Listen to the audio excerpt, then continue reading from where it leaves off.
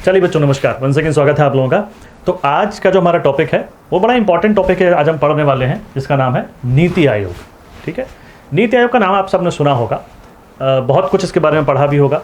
कुछ बेसिक बातें आज इसके बारे में करेंगे कि नीति आयोग है क्या, इसने किस प्रकार का इंडिया सोचा है, आज से कुछ सालों के बाद, आज से 15 सालों के बाद किस प्रकार का इंडिया होगा, वो बातें किसी और लेक्चर में करेंगे।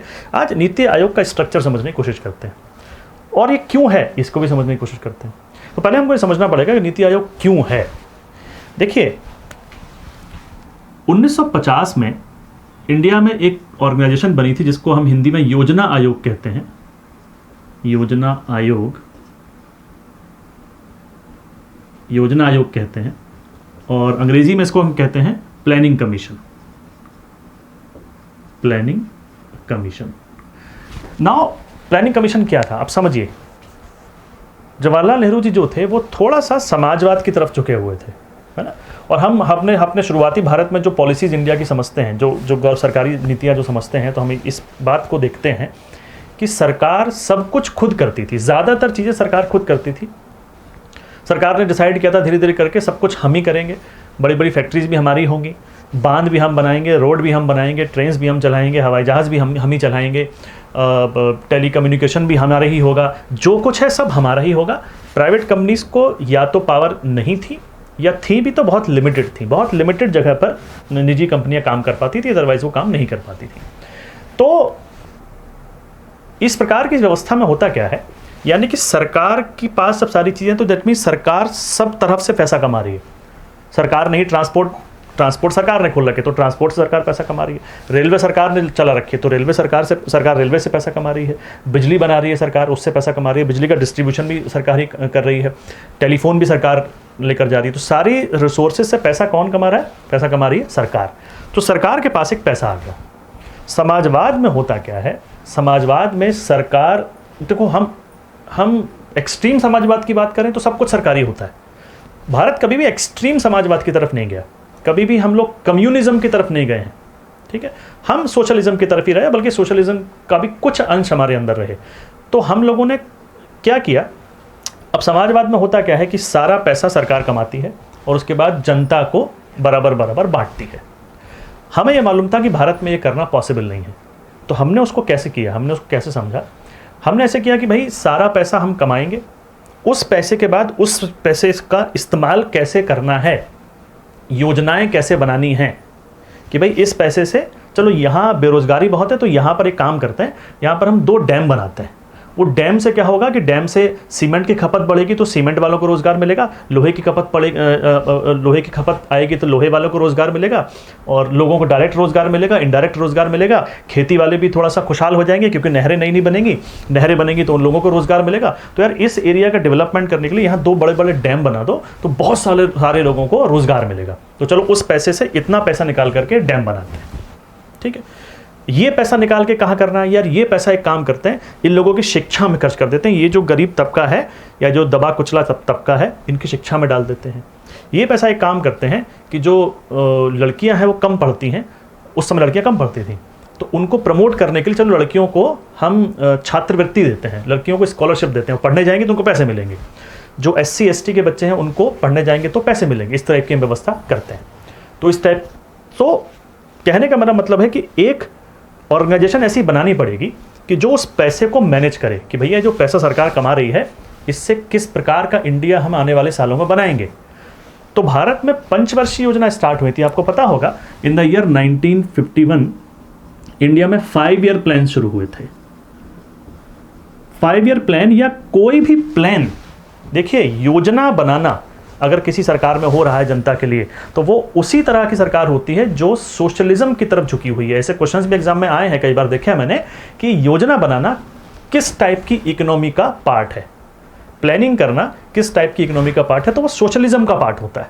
तो हम पूरी तरह सोशलिस्ट तो नहीं थे, कम्युनिस्ट तो बिल्कुल नहीं थे, लेकिन हाँ उस तरफ थोड़ा झुकाव हमारा था। इसलिए हमको एक ऐसी ऑर्गेनाइजेशन बनानी पड़ी जो उस कमाई को डिस्ट्रीब्यूट कर सके, जनता के अंदर, क्योंकि वो जनता के पास पैसा हमने हमारे लिए थोड़ी कमाया है, हमने जनता के लिए कमाया है। और वो जनता के लिए हमने इसलिए कमाया है क्योंकि हम उसका डिस्ट्रीब्यूशन करेंगे, जुडिशियल डिस्ट्रीब्यूशन करेंगे, ऐसे करेंगे कि जिनको चाहिए उन पर ज़्यादा पैसा पहुंचे और जिनको कम चाहिए उन पर कम पहुंचे। जो ऑलरेडी पैसे वाले हैं, जो ऑलरेडी सब तरह संपन्न है, तो वहाँ तक वो शायद उन योजनाओं से उतना फ़ायदा ना उठा पाएँ जितना कि वो लोग उठा पाएँ जिनको उसकी वास्तव में ज़रूरत है। अब ये उद्देश्य कितना सफल हुआ, कितना सफल नहीं हुआ, ये तो एक मंथन की बात है, ये तो एक एनालिसिस की बात है, लेकिन फिर भी ये एक प्लानिंग कमीशन तो बना और इसने बहुत सारे काम किए। ये 5 साल की योजनाएं बनाता था और सब कुछ ठीक ठाक चलता था। ये तब तक तो महत्वपूर्ण था जब तक कि भारत इस प्रकार की इकोनॉमी को लेकर चलता था। लेकिन आपको पता होगा कि इन द ईयर 1991 में भारत में LPG रिफॉर्म्स लाए गए, liberalisation, privatisation and globalisation. Liberalisation मतलब उदारीकरण, प्राइवेटाइजेशन मतलब निजीकरण, ग्लोबलाइजेशन मतलब वैश्वीकरण या भूमंडलीकरण। और इनके द्वारा हमने क्या किया, हमारी इकोनॉमी को काफ़ी हद तक खोल दिया, ओपन कर दिया। तो पहले जो काम सिर्फ सरकार करती थी, अब प्राइवेट कंपनीज भी करने लगी। पहले से सरकार का टेलीकॉम डिपार्टमेंट होता था, अब प्राइवेट कंपनीज का भी आने लगा। पहले सिर्फ सरकार सड़क बनाती थी, अब निजी कंपनी भी बनाने लगी। पहले सिर्फ सरकार के बैंक होते थे, अब निजी कंपनी के बैंक होने लगे। पहले सिर्फ सरकार की बीमा कंपनियां हुआ करती थी, अब निजी कंपनियों की बीमा कंपनियां होने लगी। तो मार्केट खुल गया। मार्केट को सोशलिज्म से हमने थोड़ा इधर शिफ्ट किया।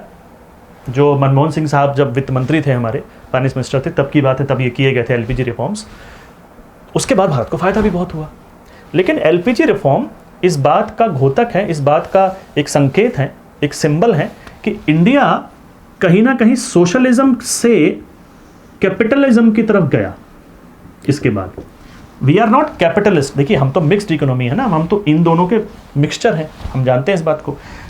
लेकिन हाँ, यहां से हम थोड़ा सा इस तरफ मूवमेंट किया हमने, और अब इस तरफ मूवमेंट करने का मतलब होता है, पूंजीवाद की तरफ, कैपिटलिज्म की तरफ मूवमेंट करने का मतलब होता है कि हमने मार्केट फोर्सेस पर अपनी इकोनॉमी को छोड़ा कि ठीक है भाई, मार्केट में डिमांड और सप्लाई जिस तरह से होगी उसी तरह से इकोनॉमी अब चलेगी। जब ऐसा होगा तो बड़े बड़े लोग पैसा लगा करके नई फैक्ट्रीज खोलेंगे, रोजगार देंगे, नई नई चीज़ें होंगी। उससे फ़ायदे भी होंगे, नुकसान भी होंगे, दोनों ही चीज़ें हैं। लेकिन अगर ऐसा होगा तो सरकार तो अब उतना पैसा कमा नहीं रही ना, सरकार के पास तो ना के बराबर पैसा आ रहा है अब। तो सरकार क्यों योजना आयोग को रखे? योजना आयोग की उस समय उपयोगिता क्या थी? योजना आयोग उस समय उपयोगिता पर उसके सवाल आने लगे। ठीक, मेरा सार कहने का ये है कि जब हम कैपिटलिस्ट बने जा रहे हैं तो प्लानिंग की क्या ज़रूरत है? प्लानिंग जो है, planning is a part of socialist economy. जहाँ भी समाजवादी व्यवस्था होगा वहाँ पर प्लानिंग करना ज़रूरी है, नहीं तो फिर वो रिसोर्सेज बांटे किस प्रकार से जाएंगे। तो प्लानिंग कमीशन जो था, योजना आयोग था, उसका जो मेन काम था वो ये था कि जो सरकार के रिसोर्सेज हैं, जो सरकार रिसोर्सेज कमा रही है, जो देश के रिसोर्सेज हैं, वो किस प्रकार से उनका जुडिशियल डिस्ट्रीब्यूशन हो। बट अब तो हम इधर शिफ्ट कर गए। तो 1991 के बाद से ही ये डिमांड होने लगी कि योजना आयोग क्या कर रहा है, अब ज़्यादा उपयोगिता इसकी है नहीं। तो ये डिमांड होने लगी, भाई ये ठीक है, क्यों बनाया, कैसे बनाया, ठीक है चलने दो, बट चल रहा था। दूसरा, इसमें एक समस्या ये भी थी योजना आयोग के अंदर कि योजना आयोग में देखिए, भारत क्या है, भारत में कुछ, एक तो यूनियन गवर्नमेंट है, केंद्र सरकार है, कुछ स्टेट गवर्नमेंट है, राज्य सरकारें हैं। राज्य सरकारों का कोई भी व्यक्ति योजना आयोग के अंदर नहीं था, सिर्फ यूनियन गवर्नमेंट के थे। राज्य सरकारों से पूछा नहीं जाता था। प्लानिंग जो है, आप ऐसा समझिए कि प्लानिंग बना दी जाती थी यूनियन के द्वारा, और कुछ पढ़े लिखे लोग और हुआ करते थे, और बहुत से लोग हुआ करते थे, पूरा स्ट्रक्चर था उसका। यूनियन ने योजना बना दी और राज्यों को सौंप दी, भैया ये योजना चलानी है, हम ये योजना चला रहे हैं और इसमें आपका पार्टिसिपेशन हमको चाहिए। तो जो स्टेट्स थे वो कहीं ना कहीं अपने आप को ठगा सा महसूस करते थे कि भाई हम लोग से तो पूछा नहीं गया, हम लोग से तो, हमारा तो कोई पार्टिसिपेशन ही नहीं है इसमें। तो जो कोऑपरेशन वाली भावना थी वो नहीं थी यहाँ पे, इसलिए भी इसका आलोचना होती थी। तो आलोचना होते होते होते होते होते काफ़ी समय बीत गया। फिर फाइनली जब 2014 में बीजेपी की सरकार बनी और नरेंद्र मोदी प्रधानमंत्री बने, तो उन्होंने बैठने के कुछ समय बाद ही ये अनाउंसमेंट कर दिया कि अब योजना आयोग का कोई काम नहीं बचा है, इसलिए योजना आयोग खत्म आज से और 5 ईयर प्लान भी खत्म। तो right now there is no 5 year plan in India. ठीक है, 12 5 ईयर प्लान बने और उसके बाद 13वां 5 ईयर प्लान इंडिया में नहीं बना। ये खत्म कर दिया और ये भी खत्म कर दिया। और उसके बदले में क्या स्टार्ट किया? उसके बदले में स्टार्ट किया नीति आयोग, और इसको स्टार्ट किया उन्होंने 1 जनवरी 2015। 1 जनवरी 2015 को उन्होंने नीति आयोग की स्थापना की। अब नीति आयोग क्या है उसको भी थोड़ा समझते हैं। आई होप ये चीज़ क्लियर है कि प्लानिंग कमीशन क्यों खत्म करना पड़ा, क्योंकि उसकी कोई अब उपयोगिता थी नहीं।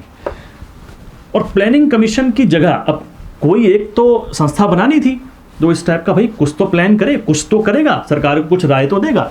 तो नीति आयोग जो बना, इसका फुल फॉर्म आपको पता होना चाहिए, आई होप पता होगा ये तो आपको, national institution for transforming India. National institution for transforming India, याद कर लीजिएगा, आपको नहीं पता तो इसको, तो कई बार एग्जाम में पूछा जा चुका है। तो national institution for transforming India, India transform कर रहा है साथ ही।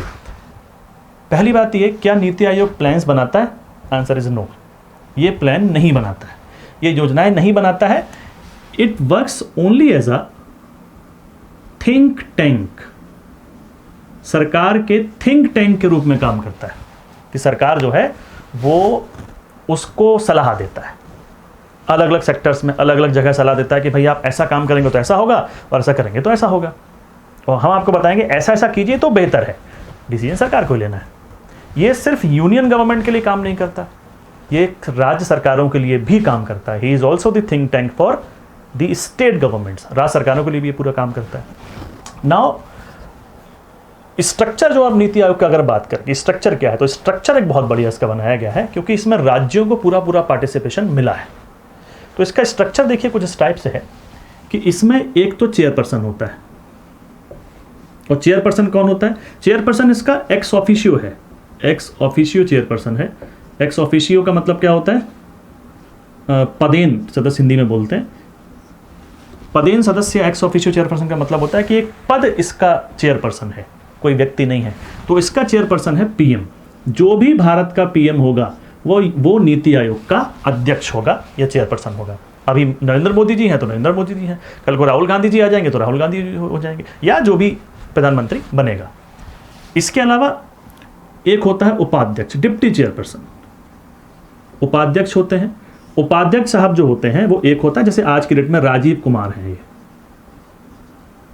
राजीव कुमार हैं, इनका जो अपॉइंटमेंट करते हैं वो पीएम साहब ही करते हैं। राजीव कुमार जो उपाध्यक्ष हैं, एक्चुअल पावर इन्हीं के पास है, वास्तविक शक्तियां जो है इसकी इसी के पास है, यही सारे डिसीजंस लेते हैं। और इनका जो स्तर होता है वो कैबिनेट मिनिस्टर के लेवल का होता है। हायरार्की में कैबिनेट मिनिस्टर हैं, मतलब इनका जो लेवल है कैबिनेट मिनिस्टर का होता है, ये भी याद रखिएगा। ठीक है, मैं एक सेकंड नाम कंफर्म कर लेता हूं। इसके अलावा अच्छा कुछ फुल टाइम मेंबर्स होते हैं, जो मेंबर होते हैं, अच्छा कुछ मेंबर भी हैं, सदस्य भी हैं।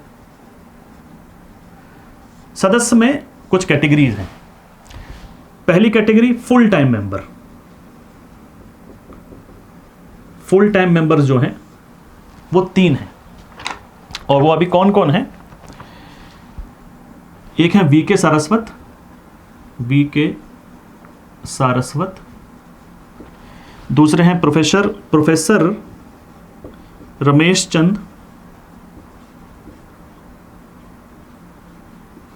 चंद, तीसरे हैं डॉक्टर वीके पॉल। ठीक है, ये 3 फुल टाइम मेंबर्स हैं, और इनका जो स्तर है, देखो उपाध्यक्ष का स्तर कैबिनेट मिनिस्टर का है, और ये जो फुल टाइम सदस्य हैं इनका स्तर जो है वो स्टेट यूनियन मिनिस्टर का है, स्टेट मिनिस्टर ऑफ यूनियन। जो राज्य मंत्री होते हैं, केंद्र के ही होते हैं राज्य मंत्री, तो ये तो पता होगा आपको, तो राज्य के केंद्र मंत्री होते हैं, उनका लेवल है। मतलब हम मंत्री परिषद में भी देखें, काउंसिल ऑफ मिनिस्टर में भी देखें, सबसे बड़ा मंत्री ये है, उसके नीचे ये होते हैं और उनके नीचे ये होते हैं, ऐसे ही तो होता है। तो इसी प्रकार का हायरार्की यहाँ पर भी चल रही है। इसके अलावा इन सदस्यों के अलावा कुछ पदेन सदस्य भी होते हैं, कुछ एक्स ऑफिशियो सदस्य भी होते हैं। दूसरा नंबर है एक्स ऑफिशियो या पदेन सदस्य। पदेन सदस्य मतलब अगेन पद सदस्य है, तो यहाँ पर ये डिसाइड किया गया कि 4 कैबिनेट मंत्री हमारे पदेन सदस्य रहेंगे। कौन कौन 4 कैबिनेट मंत्री रहेंगे आपको याद रखना है बेटा, वो एक रेलवे मिनिस्टर, जो भी भारत का रेलवे मिनिस्टर होगा वो ऑटोमेटिकली एक्स ऑफिशियो चेयरपर्सन हो जाएगा, एक्स ऑफिशियो सदस्य हो जाएगा नीति आयोग का। एक कृषि मंत्री एग्रीकल्चर मिनिस्टर, एक गृह मंत्री होम मिनिस्टर और एक डिफेंस मिनिस्टर या रक्षा मंत्री। ये 4 मंत्रालय के जो कैबिनेट मिनिस्टर हैं वो इसके एक्स ऑफिशियो सदस्य होते हैं, पदेन सदस्य होते हैं, ये भी आपको याद रखना है। इसके अलावा एक होते हैं स्पेशल इनवाइटीज। स्पेशल इनवाइटीज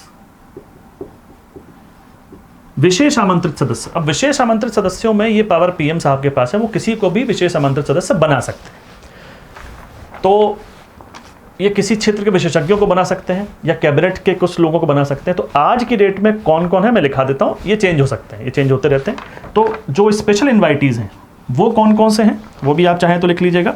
विशेष आमंत्रित सदस्य अभी 4 हैं। एक है नितिन गडकरी साहब हैं, लिख लीजिएगा इनको, आप नोट करते चलिएगा, मैं बोल रहा हूँ। एक है नितिन गडकरी साहब, ट्रांसपोर्ट वगैरह के मिनिस्टर जो हैं, जो रेल ट्रांसपोर्ट और हाईवेज के मिनिस्टर जो हैं। एक थावर चंद गहलोत साहब हैं, थावर चंद गहलोत साहब हैं। एक है पीयूष गोयल साहब, पीयूष गोयल साहब हैं। सॉरी एक इसमें गड़बड़ हो गया, सॉरी एक चीज अपडेट कर लीजिएगा, एक्स ऑफिशियो में रेलवे नहीं है, ये फाइनेंस मिनिस्टर है, ये वित्त मंत्री है। तो जो भी फाइनेंस मिनिस्टर होंगे वही इसके सदस्य होंगे, ठीक है। ओके, फाइनेंस हो गया, एग्रीकल्चर हो गया, ठीक है। ये 4 जो हैं इसके एक्स ऑफिशियल सदस्य हैं। स्पेशल इन्वाइटीज में मैंने बताया नितिन गडकरी साहब हैं, थावर चंद्र गहलोत हैं, पीयूष गोयल हैं और एक हैं आपके इंद्रजीत सिंह, इंद्रजीत सिंह। ये कुछ मेंबर्स हैं। ये तो हो गए साहब इसका मेंबर का स्ट्रक्चर। इसके अलावा एक जो बहुत इंपॉर्टेंट चीज जो है नीति आयोग की, वो इसका जो गवर्निंग काउंसिल है,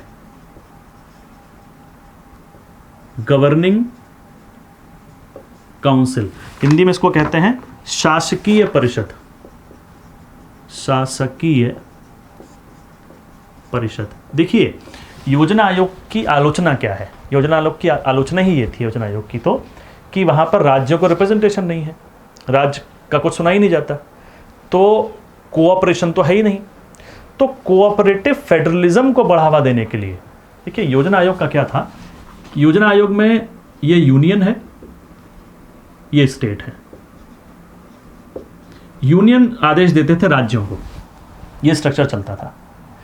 नीति आयोग में ये स्ट्रक्चर चलता है कि दोनों एक दूसरे के साथ रहते हैं, दोनों का एक दूसरे के साथ सामंजस्य है, इसी को हम कोऑपरेटिव फेडरलिज्म कहते हैं। ये शब्द जो है नीति आयोग के डॉक्यूमेंट में है, कोऑपरेटिव फेडरलिज्म, फेडरलिज्म। अभी फेडरलिज्म कैसे कहते हैं आपको पता होगा, the division of power between union and state. तो डिवीजन ऑफ पावर तो है, but still there is a cooperation in NITI Aayog. NITI Aayog में फिर भी एक सहभागिता है। तो इसलिए इसको और स्ट्रेंथन करने के लिए गवर्निंग काउंसिल बनाया गया। और इसमें कौन होता है, इसमें होते हैं सारे राज्यों के मुख्यमंत्री, chief ministers of all the states, सभी राज्यों के मुख्यमंत्री, प्लस जो यूनियन टेरिटरीज ऐसी जहां पर चीफ मिनिस्टर हैं वो लोग भी होते हैं। तो chief ministers of union territories if there is a legislature, जैसे दिल्ली है, पौंडीचेरी है, या अभी आने वाले समय में जम्मू कश्मीर में भी यही होगा, अभी तो नहीं है बट आने वाले समय में वहाँ भी एक विधानसभा बनाई जाएगी, वहाँ भी एक चीफ मिनिस्टर रहेगा। अभी तो उसको यूनियन टेरिटरी बना दिया गया है। तीसरा, जो यूनियन टेरिटरीज होते हैं वहाँ के ल्यूटिनेंट गवर्नर्स, उपराज्यपाल या प्रशासक जो भी वहाँ उनको कहा जाता है, तो एडमिनिस्ट्रेटर और lieutenant governor of the union territory, ये इसके मेंबर होते हैं। और जो भी डिसीजन नीति आयोग लेता है उसमें इन लोग का बराबरी का पार्टिसिपेशन होता है, ठीक है जी। अब ये तो भाई बहुत सारे लोग हो गए, जो बड़े बड़े लोग हैं, बड़े बड़े दिमाग वाले लोग हैं, बड़े बिजी लोग हैं। जो कॉरपोरेट्स होते हैं, कॉरपोरेट्स में एक कॉन्सेप्ट चला करता है सीईओ का, सुना होगा आपने शब्द सीईओ। सीईओ कंपनी का मालिक नहीं होता है। लेकिन जो भी काम चल रहा है कंपनी में, उस कंपनी के काम को देखभाल करने वाला सबसे बड़ा सुपरवाइजर जो है वो सीईओ है, chief executive officer. NITI Aayog में सीईओ का पद भी है, एक ऐसा आदमी जो कि सारे कामकाज को देखेगा कि वो ढंग से चल रहे हैं कि नहीं चल रहे हैं। तो चीफ एग्जीक्यूटिव ऑफिसर जो हैं उनका नाम है अमिताभ कांत। अमिताभ कांत, इनको भी याद रखिएगा। राजीव कुमार दूसरे उपाध्यक्ष हैं इसके, पहले नितिन पानगड़िया थे, अरविंद पानगड़िया थे। अरविंद पानगड़िया साहब फिर उसके बाद चले गए थे वापस, तो अब उसके बाद राजीव कुमार बने हैं। काम तो कर रही है नीति आयोग, डिस्कशन करेंगे अगले लेक्चर में, बताएंगे कि नीति आयोग एक्चुअली करती क्या क्या है और क्या क्या उन्होंने अभी तक किया है और क्या क्या विजन इन्होंने दिया है। तो ये इसका स्ट्रक्चर है, आप तुरंत इसको नोट कर लीजिए। ठीक, अच्छा एक चीज़ और लिख लीजिए, देखो ये अमिताभ कांत जो है, या मतलब सीईओ का जो पोस्ट है ना, वो जो केंद्र सरकार के जो सेक्रेटरी होते हैं, वो चीफ सेक्रेटरी के बराबर इनका सेक्रेटरी जो होते हैं उनके बराबर इनका हायरार्की में है। जैसे हायरार्की में ये कैबिनेट मिनिस्टर हो गए, ये state ministers of the union हो गए, और ये सेक्रेटरी लेवल का आदमी होता है। ठीक है, एक चीज़ और है इसमें, वो भी मैं आई होप इतना तो नोट कर ही लिया होगा आपने, मैं वो भी आपको बता देता हूँ। देखिए इन सब के अलावा इसमें एक चीज़ और होती है, इसमें रीजनल काउंसिल भी अभी बनने लगी है। अब इसमें एक चीज़ और है, रीजनल काउंसिल, क्षेत्रीय परिषद उसको बोलते हैं, रीजनल काउंसिल। ये भी अच्छी चीज़ है। देखो ये क्या है, जैसे मान लीजिए पूरे भारत में ना होकर के 2-3 राज्यों में, या किसी राज्य और किसी केंद्र शासित प्रदेश में, या 2 राज्यों में कोई विवाद चल रहा है, कोई डिस्प्यूट चल रहा है, कोई कंसर्न है उन लोग का। तो जैसे मान लेते हैं, मैं एग्जांपल दे रहा हूँ, ऐसा हो ऐसा ज़रूरी नहीं है। जैसे मान लेते हैं कि यूपी और एमपी के बीच में चंबल नदी को लेकर के, नहीं नदी जल बंटवारा, फिर आप इसको अलग डायरेक्शन में ले जाएंगे, इसको ऐसा नहीं लेते हैं। यूपी और एमपी को लेकर के कुछ विवाद चल रहा है, इन दोनों राज्यों में कुछ स्टेट्स में कुछ डिस्प्यूट है कुछ चीज़ों को लेकर के।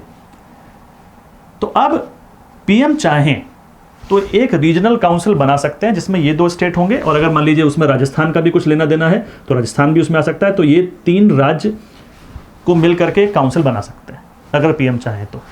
रीजनल काउंसिल पीएम बनाता है, इसका इसलिए चेयरपर्सन भी पीएम ही होता है, और इसके जो मेंबर होते हैं, इसके जो सदस्य होते हैं, वो उन सब राज्यों के मुख्यमंत्री होते हैं जिनकी वो रीजनल काउंसिल बनाई गई है। CM of all concerned state,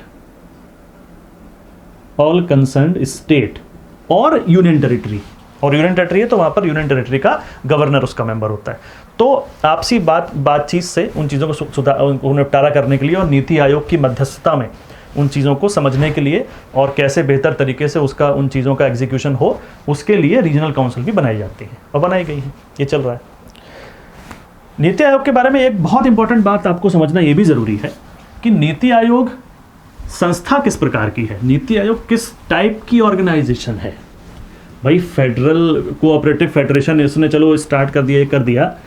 तो देखिए 2 शब्द होते हैं संस्थाओं में, 2-3 शब्द का इस्तेमाल करते हैं। एक होता है constitutional body, constitutional body. Constitutional body किसे कहते हैं? हिंदी में इसको कहते हैं संवैधानिक निकाय। संवैधानिक निकाय, संवैधानिक निकाय किसे कहते हैं? कॉन्स्टिट्यूशनल बॉडी किसे कहते हैं?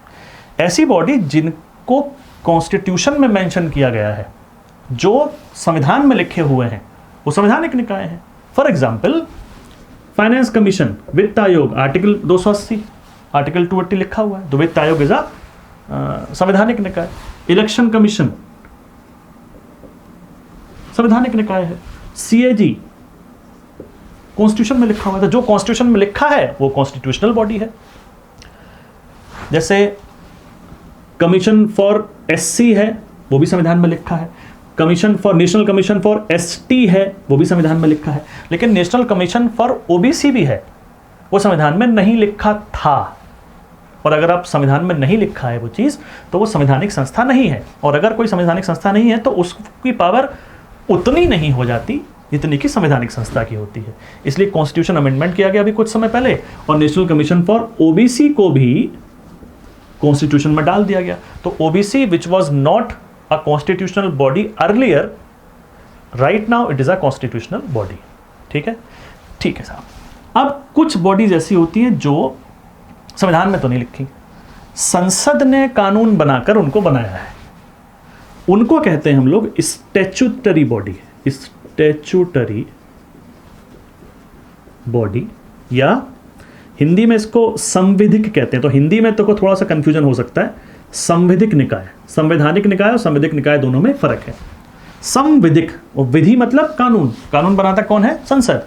तो statutory body are the bodies which came in existence after the law made by the legislature या पार्लियामेंट। तो पार्लियामेंट ने कानून बनाया, बॉडी बन गई। जैसे नेशनल ह्यूमन राइट कमीशन, संविधान में लिखा है इसके बारे में? नहीं लिखा है, लेकिन ये संस्था है और इस संस्था के लिए संसद ने कानून बनाया और संस्था में कानून बना तो पास हो गया। इसी प्रकार से स्टेट ह्यूमन राइट कमीशन और बहुत सारी ऐसी संस्थाएं भारत के अंदर हैं। कुछ संस्थाएं ऐसी भी होती हैं जो जिसके लिए कानून बनाने की भी जरूरत नहीं होती। मंत्रिपरिषद बैठी, मंत्रिपरिषद काउंसिल ऑफ मिनिस्टर ने एक रेजोल्यूशन पास किया, सिग्नेचर किए, बन गई संस्था। योजना आयोग इसी प्रकार की संस्था थी, नीति आयोग भी इसी प्रकार की संस्था है। तो NITI Aayog is neither constitutional nor statutory. NITI Aayog ना तो संवैधानिक संस्था है ना ही संविधिक संस्था है। वो कैसी संस्था है? उसको सिर्फ एग्जीक्यूटिव ऑर्डर से बना दिया गया है। ठीक है भाई, ये भी पॉइंट याद रखिएगा, इसको लिख लीजिएगा नोट करके। अच्छा, इसके अलावा बेटा एक चीज़ और है।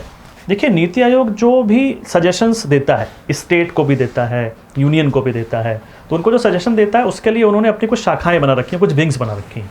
3 स्पेशल विंग आपको याद रखने की ज़रूरत है। जो विंग्स हैं नीति आयोग की, वो 3 विंग्स आप याद रखेंगे। नंबर 1, एक तो रिसर्च विंग है, रिसर्च विंग, अनुसंधान शाखा कह सकते हैं आप इसको।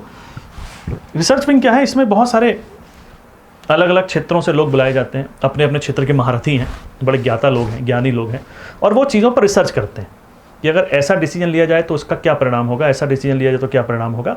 तो रिसर्च विंग एक थिंक टैंक की जगह जो एक्चुअली काम करता है, जो मैं थिंक टैंक जो शुरू से शब्द इसको बोल रहा हूँ, तो थिंक टैंक दरअसल वो रिसर्च विंग ही है। तो हर चीज़ को रिसर्च करके डिसीजन देता है कि भाई इससे ये फायदे होंगे और इससे नुकसान होंगे। दुनिया का कोई भी डिसीजन ऐसा नहीं हो सकता जिससे सिर्फ फायदे हों। दुनिया के किसी भी डिसीजन से कुछ को फायदा होता है, कुछ को नुकसान होता है। तो हमें देखना ये होता है कि कम से कम लोगों को नुकसान हो और ज़्यादा लोगों को फायदा हो, तो वही डिसीजन लेना होता है। खैर, तो ये हर डायरेक्शन में हर तरह के चीज़ों को प्लान करते हैं, रिसर्च करते हैं। ठीक है, ये तो ये बड़ी इंपॉर्टेंट विंग है। दूसरा बेटा जो विंग है वो कंसल्टेंसी विंग है, कंसल्टेंसी विंग, परामर्शदात्री शाखा, परामर्शदात्री शाखा कह सकते हैं। इसमें ये जो विंग है ये परामर्श देती है सरकार को। जैसा मैंने कहा कि योजना आयोग, नीति आयोग प्लान तो डायरेक्ट बनाता नहीं है, तो सरकार को ये परामर्श देता है, कंसल्टेंसी देता है to both union and states. ये एक सिर्फ ऐसा नहीं कि केंद्र सरकार को सलाह दे रहा है, ये इस राज्य को भी सलाह देता है। आप जिस भी स्टेट में रहते हैं, अक्सर कर नीति आयोग के लोग आपके स्टेट में आते जाते रहते होंगे, क्योंकि वो राज्य में जाकर, अगर राज्य सरकार चाहे तो अभी ये पॉलिटिकल मामले भी हो जाते हैं कि आज तो जैसे सेंटर में बीजेपी की गवर्नमेंट है, तो जहाँ बीजेपी के चीफ मिनिस्टर्स हैं वहाँ पर नीति आयोग ज़्यादा दखल अंदाजी करता है या वहाँ पर ज़्यादा अपनी सलाह देता है। बाकी लोग सलाह लेते नहीं है, बोले नहीं हम तो वी आर सेल्फ सफिशिएंट, हम कर लेंगे। ऐसा भी होता है आजकल। खैर, बट वो होना नहीं चाहिए, जनता का हित जो है सबसे ऊपर होना चाहिए, बाकी सब सेकेंडरी है। कंसल्टेंसी विंग है जो कंसल्टेंसी देता है। और तीसरा बेटा इसका एक विंग है team India wing, team India शाखा, इसको हिंदी में भी टीम इंडिया ही कहते हैं, टीम इंडिया शाखा या team India wing. Team India wing में क्या होता है कि इंडिया को एज अ टीम इसमें रिप्रेजेंट किया गया है। इसमें हर स्टेट के रिप्रेजेंटेटिव होते हैं, हर राज्य के रिप्रेजेंटेटिव होते हैं, मिनिस्टर्स होते हैं, और ये मिल करके काम करते हैं। आप ऐसा मान सकते हैं कि ये एक लिंक है, नीति आयोग और राज्यों के बीच में एक लिंक की तरह से काम कर रहे हैं। तो हर स्टेट के अपने रिप्रेजेंटेटिव्स हैं, मिनिस्टर्स हैं, और ये नीति आयोग और स्टेट के बीच में एक लिंक की तरह से काम करते हैं कि भैया स्टेट को क्या चाहिए, स्टेट को क्या नहीं चाहिए, उस स्टेट को ये देंगे तो मुझे ये समस्या हो सकती है, ये भी इसमें होता है, और मुझे ये देंगे तो वहाँ ये दिक्कत ना हो जाए, ये भी समझते चलिए। तो ये कोऑपरेटिव फेडरलिज्म को बढ़ावा देने के लिए टीम इंडिया को स्थापित किया गया है। This is for the cooperative federalism. तो नीति आयोग हमने जो पढ़ा उसकी इसकी संरचना जो हमने पढ़ी, तो हम इस नतीजे पर पहुँचे कि नीति आयोग एक ऐसी संस्था है जो समय को देखते हुए बड़ा ज़रूरी था। आज जिस प्रकार का समय है उसमें ऐसी हमको संस्था चाहिए जिसमें अलग अलग क्षेत्रों के अलग अलग ज्ञाता लोग आएँ और सरकार को सलाह दें कि सर ये कीजिए, ये कीजिए, ये कीजिए, फिर सरकार के ऊपर कुछ छोड़ दें। तो योजना आयोग का जो उपयोगिता थी खत्म हो चुकी थी, इसमें किसी को शक नहीं है। कांग्रेस के अंदर भी ऐसा नहीं है कि बीजेपी आई तो उसने हटाया, ऐसा कुछ नहीं है। कांग्रेस में भी कई बार ये स्वर उठ चुके थे कि भैया ये क्यों है संस्था, why this planning commission is still on. 1991 के बाद कई बार बात हुई थी। खैर, तो वो खत्म हो गया, नीति आयोग आई है, लग तो रहा है अच्छा काम करेगा, बट विपक्षी अगर नेताओं की बात सुने तो वो कहते हैं भाई ये शगुफा ज़्यादा है, बढ़ा चढ़ा के चीज़ों को पेश ज़रूर किया जा रहा है कि अरे प्लानिंग करेगा और ये करेगा और 15 साल का प्लानिंग बनाएगा, 7 साल की प्लानिंग बनाएगा, 3 साल के एक्शन प्लान बनाएगा। तो सुनने में तो बड़ा अच्छा लग रहा है, होगा कुछ नहीं। ये ना हो जाए कहीं, ऐसा भी हो सकता है। ये नज़रिए देखना कि हो सकता है कि देखने में बहुत अच्छा लग रहा है, ऊंचा दुकान फीका पकवान, ऐसा कहानी ना हो जाए। Let's hope for the best. तो ये नीति आयोग था, अगले लेक्चर में कुछ और बात करते हैं। नमस्कार।